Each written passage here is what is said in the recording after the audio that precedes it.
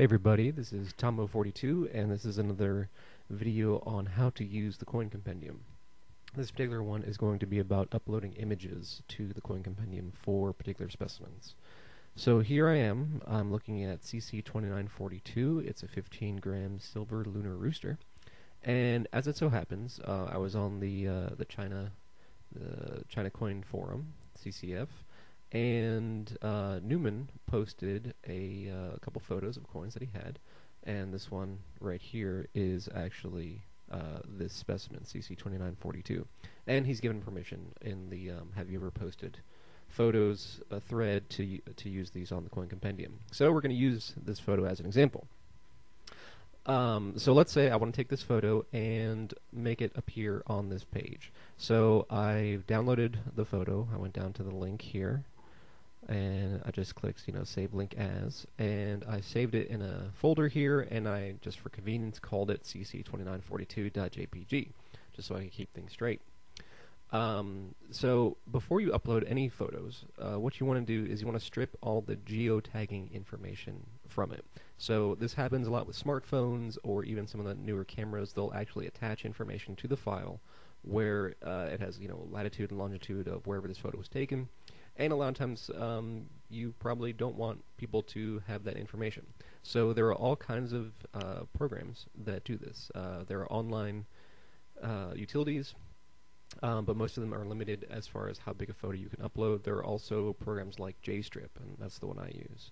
And this, when you click on the add an image, it'll actually tell you some of this information on the form. But we already know it, so let's go ahead and do that. So I go here and I click on jStrip, and the way this program works is that you just pick a directory and it'll process all the JPGs in that directory. So I called it Newman, so I hit start, and it shaved off 15 kilobytes.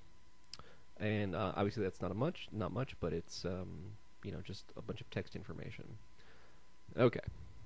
So we quit out of that. Now this photo has been changed. It's now 15 kilobytes smaller, but it's ready to be uploaded without revealing private information. So let's go to the page. Now you'll see three different places where you can upload images. You can add slab front main image, you can add slab back main image, or you can just add an image for the specimen. The only difference between these three is that if you click the front main or the back main images, it'll pre-select a couple little boxes for you. So let's just go through the generic method where just add an image, and I'll show you where those boxes occur. Okay, first thing to do is we've got to choose the file. This box right here is not where you want to type in the name. You actually want to click on upload file here. After you go through this menu, this will be pre-filled with the name of the file that's on the Coin Compendium.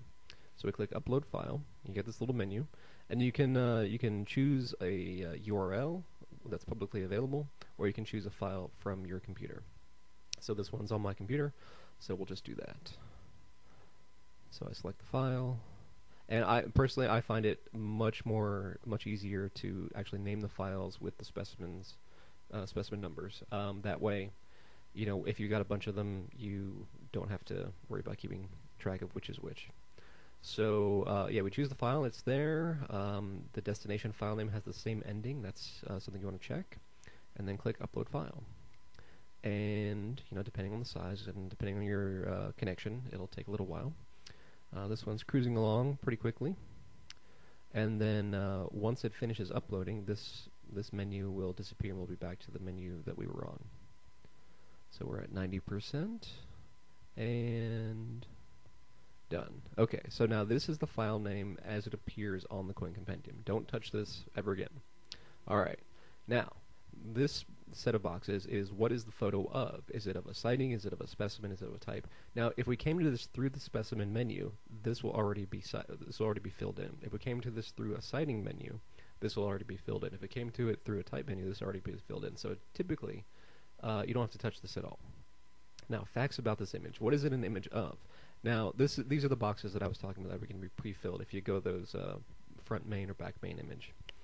So this was a slab front, And you can see you can actually check multiple boxes if it is of multiple things, which would be a little unusual, but it could happen. Main image. You want to check this if it's the best single image of its kind for the page it belongs to. And if you're not sure, don't change it. Caption is, you can put a little text beneath it.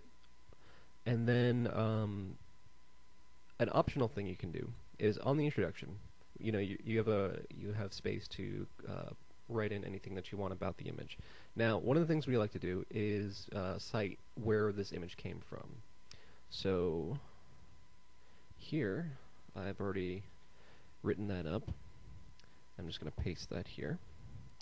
And basically saying we got this image from the China Mint forum, and we would provide a link, a reference link, and permission was granted by Newman, and a link to the message where he posted that permission.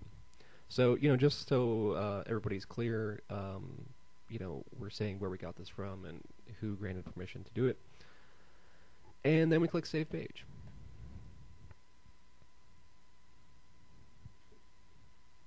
So when that saves, you'll be taken to the file page.